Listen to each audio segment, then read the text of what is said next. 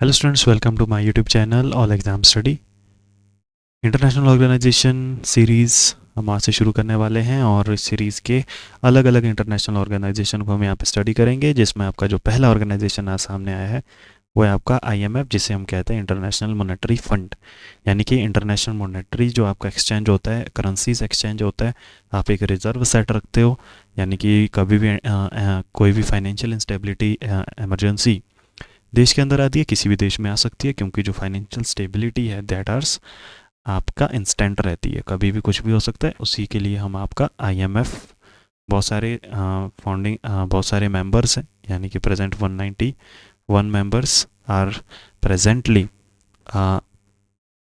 जो आपके अभी एग्जिस्ट कर रहे हैं किसके अंदर, आईएमएफ के अंदर। ठीक है, प्रेजेंट आपके 191 मेंबर है, जो कि भविष्य में हो सकता है बढ़ जाए। ठीक है, तो हिस्ट्री की बात करेंगे, इसके पूरा का पूरा इतिहास जानेंगे, कैसे काम करता है, क्या इसकी गवर्नेंस की जो इसकी पॉलिसी रहती है कैसे रहते हैं, और कौन देश का, जैसे बाय द वे हम आईएमएफ के मेंबर हैं, जैसे इंडिया आईएमएफ का मेंबर है, तो इंडिया की ओर से कौन वहाँ पे रिप्रेजेंट कर रहा है। ठीक है, ठीक है, तो एक जो गवर्नेंस सिस्टम कैसे बनता है, एक एग्जीक्यूटिव बोर्ड कैसे बनता है आईएमएफ के अंदर, वो सारी चीज़ें हम आज डिस्कस करने वाले हैं। और अगर अभी तक आपने मेरे चैनल को सब्सक्राइब नहीं किया है, ठीक है, और अभी तक अगर आपने मेरे चैनल को सब्सक्राइब नहीं किया है, तो ऑल एग्ज़ाम स्टडी, ठीक है, ऑल एग्ज़ाम स्टडी, इस चैनल को सब्सक्राइब करें, ताकि हम जो आगे के जो भी वीडियोस होंगे इसी सीरीज़ के अंदर, क्योंकि हम यहाँ पे टू द पॉइंट करने वाले हैं चीज़ों को। ठीक है, तो चलिए अब डायरेक्ट टॉपिक के ऊपर आते हैं। सबसे पहले इस ऑर्गेनाइजेशन के बारे में मैंने आपको बता दिया, ये आपका करेंसी को असेट के रूप में किसी भी बैंक में जैसे आप अपना सेविंग के तौर पर रखते हो, वैसे ही ये आपका काम करता है। आईएमएफ, इसका नाम होता है इंटरनेशनल मॉनेटरी, इंटरनेशनल, अगर हम इसकी फुल फॉर्म की बात करें, international Monetary fund, monetary fund, ये इसकी फुल फॉर्म होती है। ठीक है, यानी कि जब कभी भी किसी मेंबर कंट्री के अंदर फाइनेंशियल इंस्टेबिलिटी आती है, वहाँ पे ये आपका सपोर्ट देता है, जैसा कि इसने इंडिया को दिया भी है 1961 1964। यानी कि इंडिया पाक युद्ध के बीच में जब आप देखते हैं कि एक जो फाइनेंशियल क्राइसिस आती है, आप सभी जानते हैं। ठीक है, जब भी किसी देश के अंदर कोई भी वॉर चलता है, कोई इंट्रेंसिक इंस्टेबिलिटीज आती है, तो वहाँ पे फाइनेंशियल स्टेबिलिटी अगर कर सकती है। ठीक है, जैसे कोविड आया, वहाँ पे भी आपने देखा है। तो चलिए देखते हैं क्या क्या इसके अंदर होता है। तो आईएमएफ, जो आईएमएफ है, ये आपकी जुलाई 1944 में ब्रेटन वुड्स, ब्रेटन वुड एक समिट होता है, ब्रेटन वुड समिट होता है कहाँ पे, United state of America, United State America, new Hampshire, new Hampshire. ठीक है, यहाँ पे ब्रेटन वुड सम्मेलन होता है, जहाँ पे 44 फाउंडिंग कंट्रीज, ठीक है, 44 फाउंडिंग कंट्रीज कंसीव करती है आपका इंटरनेशनल मॉनेटरी फंड को। यहाँ से दो ट्विन सिस्टर्स इनको कहा जाता है। ठीक है, ट्विन सिस्टर्स भी कहते हैं, twin sisters as well as twin organisation, twin organisation, ये दोनों आपकी कहाँ पे आती है, जुलाई 1944 ब्रेटन वुड्स सम्मेलन, यूनाइटेड स्टेट अमेरिका। ठीक है, तो वर्ल्ड बैंक वो भी आपका इसी तरह से आपका स्टेबिलिटी प्रोवाइड करने के लिए यूज़ होता है। आप सभी जानते हैं एक बहुत बड़ी ऑर्गेनाइजेशन वर्ल्ड बैंक है। और आपका Bretton Wood, New Hampshire, United State America, जुलाई 1944, ये आपको याद रखना है। किसी भी एग्ज़ाम में आ सकता है, कोई भी पीसीएस का एग्ज़ाम हो, ठीक है, कोई भी एसएससी, ठीक है, पीसीएस का एग्ज़ाम हो, कोई भी एग्ज़ाम हो, वहाँ पे ये क्वेश्चंस आ सकते हैं, क्योंकि आप जानते हैं इंटरनेशनल ऑर्गेनाइजेशन बहुत इंपॉर्टेंट पार्ट है जीएस का, जीएस का बहुत इंपॉर्टेंट पार्ट है, तो ये आपको टू द पॉइंट नोट करते चलना है। ठीक है, there were fix exchange rate, ये बहुत इंपॉर्टेंट लाइन है, there were fix exchange rate 1971 में, 1917 पहले आपके यहाँ पे क्या थे, फिक्स एक्सचेंज रेट थे। ठीक है, जो कि बाद में चेंज किया गया 1971 के बाद। फिक्स एक्सचेंज रेट मतलब कोई भी कंट्री है उसका जो मॉनेटरी वैल्यू है वो आपका फिक्स रखा गया, कब, स्टार्टिंग ईयर्स में, लेकिन 1971 के बाद इसको फिक्स एक्सचेंज रेट को बदल दिया गया। ठीक है, यहाँ पे floating exchange rate, floating exchange rate, floating exchange rate, floating exchange rate यहाँ पे तय होते हैं। At present, there are 191 members in the IMF. 191 members. 190 members in the IMF. So they are presently, जहाँ पे आपका इंडिया भी आपका IMF का मेंबर है, और जिसमें से जो कि आपका फाउंडिंग मेंबर में भी गिना जाता है। ठीक है, जो ये 44 मेंबर्स है आप वहाँ पे देख रहे होंगे, वहाँ पे आप जो मैंने स्टार्टिंग में आपको लिखवाया था 44 members. So India is also a founding member of international Monetary Fund. तो at present 190 members, 191 members, 119 member is the Andorra. Exam में बहुत बार पूछ लिया जाता है 119 मेंबर, लेकिन अभी एक आपका जो नेक्स्ट मेंबर है वो आपका लिंक्टेनस्टीन है, लिंक्टेनस्टीन। ठीक है, जो कि आपका यूरोप महाद्वीप में आता है, यूरोप कॉन्टिनेंट के अंदर आता है लिंक्टेनस्टीन। तो जो लिंक्टेनस्टीन है, जो आपका यूरोप कॉन्टिनेंट के अंदर आता है, that is the 190 member and 191 member. ठीक है, 191st मेंबर आप कहें इसको। तो चलिए आगे देखते हैं कि क्या इसकी हिस्ट्री मैंने आपको बता दी, कब से आया। जुलाई 1944 ब्रेटन वुड्स सम्मेलन होता है, वहाँ से आपका ट्विन सिस्टर्स के रूप में दो ऑर्गेनाइजेशन यहाँ पे सामने आती है। The first one is world bank and the second one is IMF, international Monetary fund. कैसे इसका गवर्नेंस होता है वो सब कुछ हम आगे जानेंगे। तो सबसे पहले देखते हैं लिंक्टेनस्टीन। किसी ने तो ये वर्ल्ड भी आज पहली बार सुना होगा। ठीक है, तो चलिए देखते हैं क्या होता है लिंक्टेनस्टीन, कहाँ पे ये आपका एग्जिस्ट कर रहा है। जैसे कि आप यहाँ पे देख पा रहे हैं, क्योंकि थोड़ा सा यहाँ पे देखना थोड़ा सा, क्योंकि इतना जो कंट्रीज़ है आप देख पा रहे हैं, डेंसिटी कितनी है यहाँ पे कंट्रीज़ की ना, तो यहाँ पे आप देख पा रहे होंगे। ठीक है, तो यहाँ पे मैं आपको दिखाता हूँ, जैसे 29 नंबर आप यहाँ देख पा रहे होंगे। तो ये जो आपका 29 नंबर की जो कंट्री है, ये है आपका लिक्टेनस्टीन। ठीक है, तो ये आपका 191 मेंबर, 191वां नंबर। ठीक है, ये है IMF का मेंबर है। ठीक है, 1 अक्टूबर 2024, 1 अक्टूबर 2024 से ये आपका इंटरनेशनल मॉनेटरी फंड का क्या है, आपका मेंबर है। ठीक है, 1 अक्टूबर 2024 आपको याद रखना है।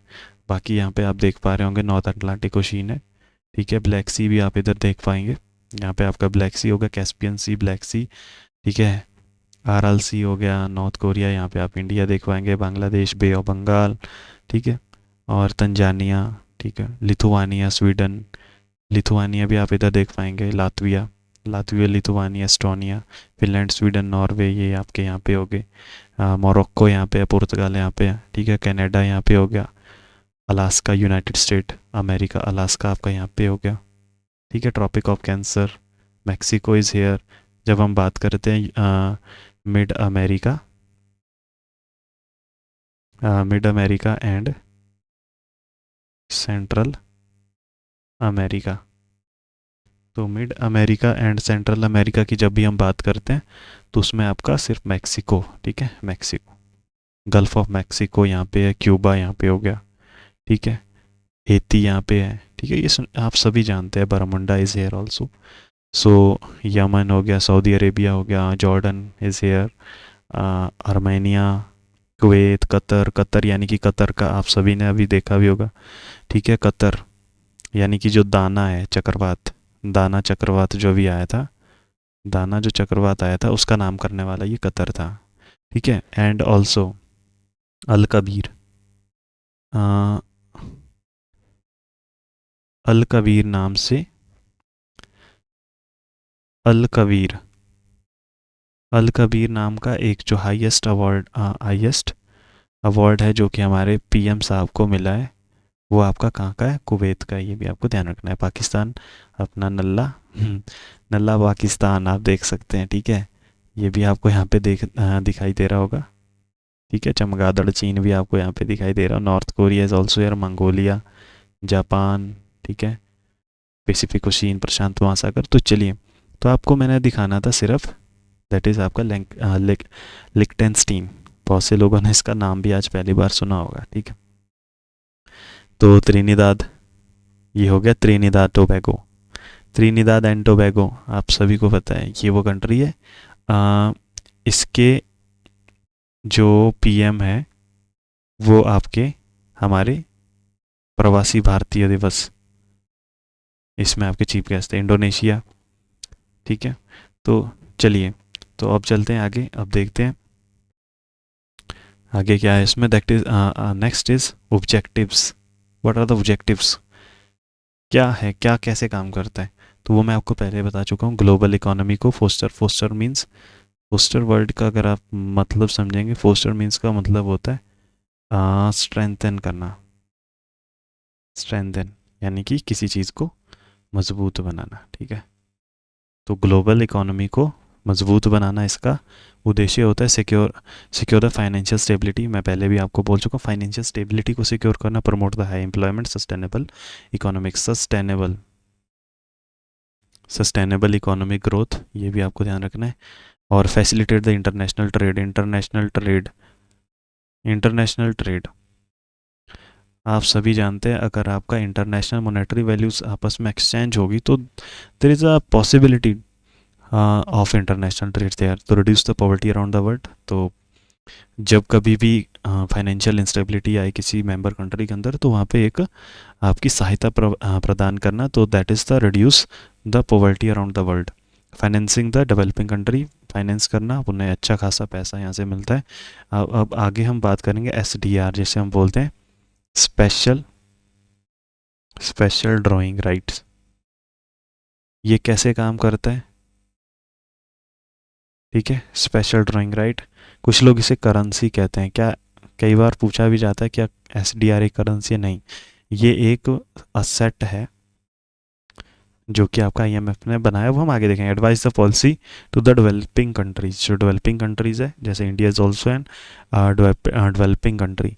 सो इनको एक पॉलिसीज़ देना, अलग अलग तरह की इंपॉर्टेंट पॉलिसीज़ इनको देना, ठीक है। तो ये आपका हो गया इसके ऑब्जेक्टिव्स। चलिए आगे चलते हैं। गवर्नेंस सिस्टम बहुत ही ज़्यादा इंपॉर्टेंट, ये बहुत ही ज़्यादा इंपॉर्टेंट होने वाला है। गवर्नेंस सिस्टम, गवर्नेंस सिस्टम, तो चलिए देखते हैं governance system. There are 2 governors from each member country, one governor and one alternate governor. अब देखिए गवर्नर, क्या ये गवर्नर RBI का गवर्नर है? ठीक है। कौन होगा गवर्नर? जो मैन है, एक एक्स ऑफिशियो जिसे हम कहते हैं, ex officio chairman of each member country, वो क्या होगा?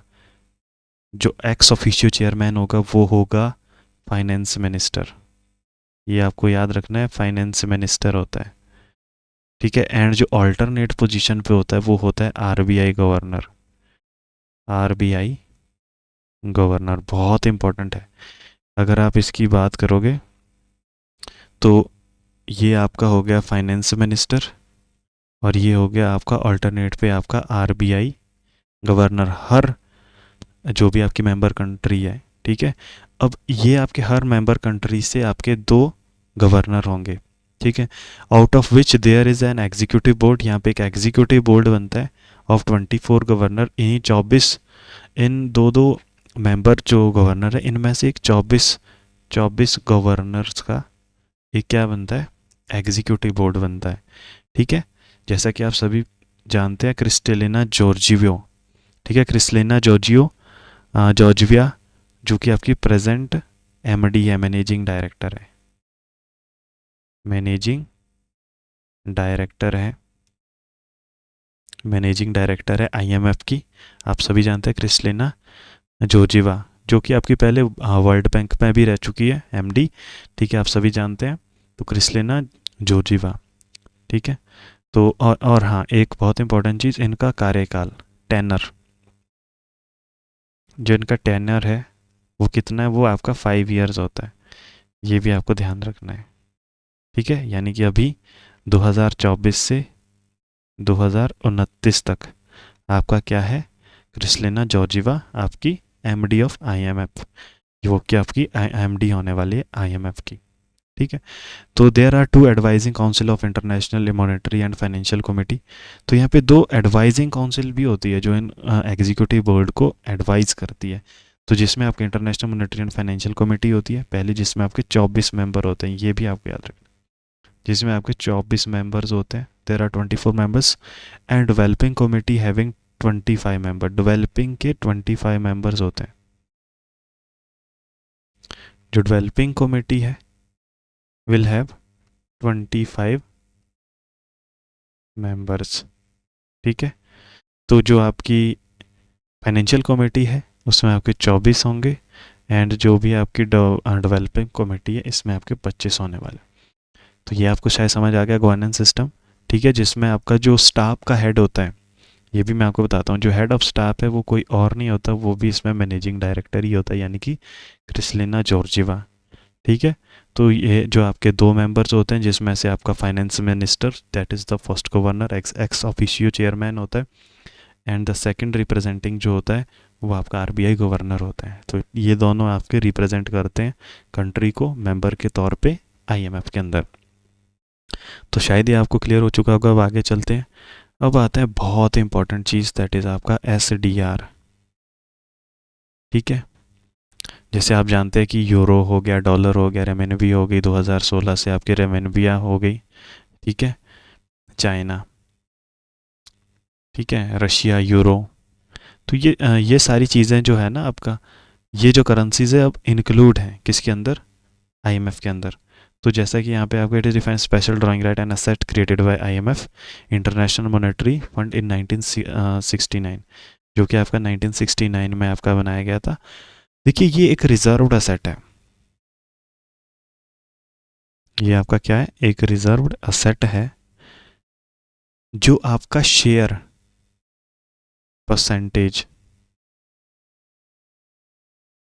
जो परसेंटेज है उसको भी क्या करता है, डिक्लेयर करता है, ठीक है। आपका जिसको हम लोग कोटा बोलते हैं, इसको भी यही चीज़ आपका क्लियर करता है। देखिए क्या होता है, मैं इसको आपको बहुत ही सिंपल वे में बताने की कोशिश करूँगा। बाय द वे इंडिया एक कंट्री है, ठीक है, हमारा देश। इंडिया की जिसमें शेयर है एट प्रेजेंट 32.75, ठीक है। 2.44 भी आपको कहीं देखने को मिलेगा, लेकिन एट प्रेजेंट 2.75 इंडिया का वहाँ पे शेयर है इंटरनेशनल मॉनेटरी फंड के अंदर। और यही, अब जैसे हम बात करेंगे वोटिंग, जैसे आपका एग्जीक्यूटिव बोर्ड बनना है, ठीक है। जैसे आपका एग्जीक्यूटिव बोर्ड बनेगा, अब एग्जीक्यूटिव बोर्ड के अंदर जब वोटिंग होगी, वोटिंग की जो वैल्यू है किसी भी कंट्री की, वो उसके वहाँ पे जो आपका, जो भी आप लोग वहाँ पे सेव करते हो, जो भी आपका शेयरिंग है, जो भी आपका कोटा है वहाँ के लिए, जो भी आपका कोटा रहता है, ये डायरेक्टली प्रोपोर्शनल होता है। ये आपका क्या होता है, डायरेक्टली प्रोपोर्शनल होता है, ठीक है। तो ये आपका डायरेक्टली प्रोपोर्शनल होता है, यानी कि जिस कंट्री का ज़्यादा कोटा होगा उसकी वोटिंग की जो वैल्यू है वो आपकी उतनी ही ज़्यादा होने वाली है। यानी कि सीधा सीधा भैया, जो ज़्यादा पैसा वहाँ पे इन्वेस्ट करने वाला है उसका वोटिंग वैल्यू भी ज़्यादा होने वाला है। तो दैट इज़ द एसडीआर, ठीक है। और ये काम कैसे करता है, अब देखिए आगे हम देखते हैं इसका वर्किंग। ये वर्किंग कैसे करता है, या फिर हम इसमें यूज वर्किंग या फिर यूज़ ऑफ एसडीआर, आप इसको क्या, आप इसको एक्सचेंज कर सकते हैं। जैसे आपकी कंट्री 1 है, मैं इसको C1 लिख रहा हूँ, यहाँ पे कंट्री 2 है, ठीक है। अब बाय द वे मेरा कितना भी एस डी आर है, बाय द वे मेरा 60 बिलियन का एस डी आर है। अब मुझे वो एक्सचेंज करना है, ठीक है। मैं उसको फॉरेन करेंसीज के साथ क्या कर सकता हूँ, एक्सचेंज। ये कंट्री 2 है, मैंने वो शेयर किसको दे दिया, इसको दे दिया, और इससे मैंने बाय द वे उससे वेपन्स खरीद ली, वेपन्स को क्या कर दिया मैंने यहाँ से इंपोर्ट कर दिया। ठीक है, तो एसडीआर आपकी कोई करेंसी नहीं है, ये आपकी करेंसी नहीं है, ये एक रिजर्व्ड असेट है। ये आपका क्या है, रिजर्व्ड असेट है, जो कि आपका 1969 में इंटरनेशनल मॉनेटरी फंड ने आपका इस्टेब्लिश किया था। तो अगर कहीं पे भी कहे कि क्या आईएमएफ एक एसडी, अगर हम आर की बात करें, क्या वो एक करेंसी है? नहीं, एसडीआर करेंसी नहीं है, वो एक आपका असेट है। ठीक है, वो आपका क्या है, संपत्ति है। वो किसका, आपका कितना शेयर है, ये डिफाइन करता है वहाँ का एसडीआर, स्पेशल ड्राइंग राइट। तो आई थिंक आपको क्लियर हो चुका होगा। ठीक है, एसडीआर के बारे में भी आपको लगभग क्लियर चीज़ें हो चुकी होगी कि कैसे ये काम करता है, आईएमएफ कैसे वर्क करता है, क्या इसके ऑब्जेक्टिव होते हैं जो कि हम डिस्कस करते हैं, गवर्नेंस सिस्टम क्या होता है, फाइनेंस मिनिस्टर, आरबीआई गवर्नर। अगर आपको मेरा वीडियो पसंद आया हो तो आप वीडियो को लाइक ज़रूर करें और चैनल को सब्सक्राइब ज़रूर करें, ताकि आने वाले जो भी वीडियोज़ हैं वो आपको उसका नोटिफिकेशन ज़रूर मिले, और चैनल को सब्सक्राइब करना बिल्कुल ना भूलें।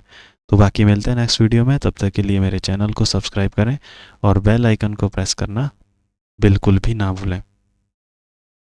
ठीक है, तो और कोई भी आपको इसके रिगार्डिंग डाउट रहता है, अगर आप पीडीएफ चाहिए वो भी आप मुझसे पूछ सकते हैं।